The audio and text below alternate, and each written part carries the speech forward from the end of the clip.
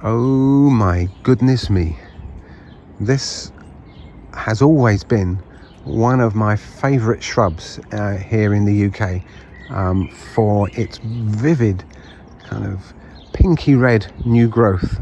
This is Pieris, also known as kind of forest flame or flame of the forest. Truth be known, forest flame is just one variety of Pieris, and what we're looking at here I think actually is Pieris Wakehurst.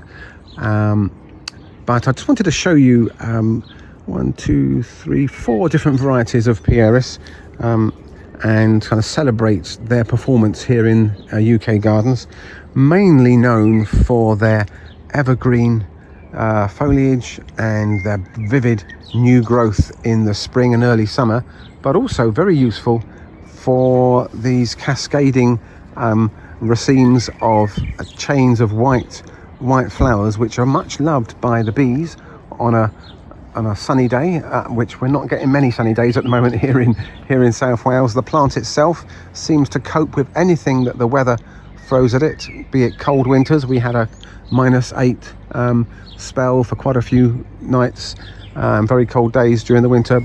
This plant just laughs at that sort of weather and isn't bothered by it at all. Oh, there's a bee just come in to have a go at the flowers there now that the rain has stopped. Can you see him just there? Let's have a little look. There he is. Can you see Mr. Bee there having a bit of a feast? Go on, mate, fill your boots. So this is Pieris Wakehurst, which has got quite an open, some might say it's a little bit straggly, but an open kind of structure to it, and lovely rich red fading to pink new leaves. By far the most popular variety, however, is one called Forest Flame. Let's have a look at that. So this is probably a more compact and bushy variety. It will still get, eventually, it'll still get over 2 meters high. These plants love a shady, semi-shady situation. I've seen them growing in full sun.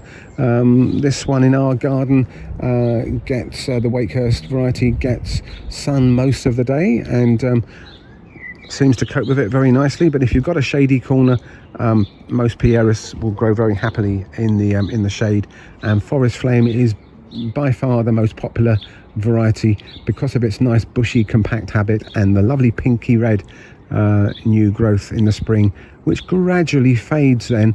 I can actually take you to one in our back garden just now, and now we can see that after a couple of weeks the deep red has faded to pink, almost like a salmony shade as it's fading back towards green. And further up this variety, Forest Flame, you can see that it's a bit paler as you get to the top, almost like a creamy pink, and it'll fade gradually over the next few weeks from that pale colour to green, and it'll sit there through the summer and the winter with the occasional extra flush of new growth here and there through the summer months. But you don't get anything like as much as you get when you get this kind of incredible start, this flash of spring, exciting, vivid new growth that occurs here in the UK. It normally starts to appear sometime in early April, depending on the weather.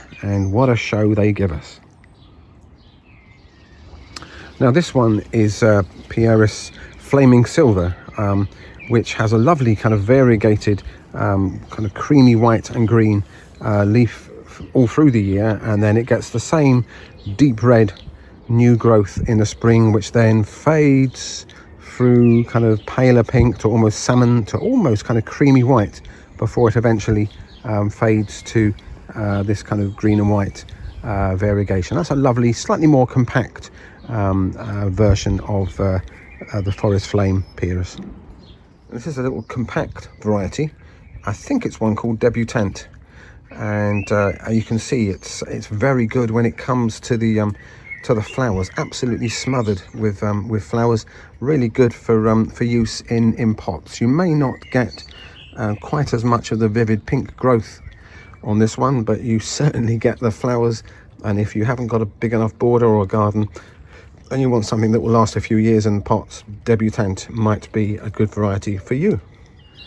So there we go. I hope you've enjoyed our little celebration of all things Pieris, and whether it's the foliage or the flowers, these are real stars of kind of UK and European gardens, tolerating all weather, tolerating most conditions, most happy in slightly acidic soil, ericaceous soil, which in our area is fine. They don't seem to be that fussy, but if you have got a limey alkaline soil, you might want to add some ericaceous compost, which should be available in your local garden centre. Add that to the soil as you plant, and I'm sure that they will give you years and years of pleasure. If you've got any questions, you've got any experiences of growing Pieris, or any questions, we'd love to hear from you. I'm going to quickly show you another popular red-leafed shrub, the Photinia Red Robin, which I suppose is similar but different, and let's have a quick look at that before I go.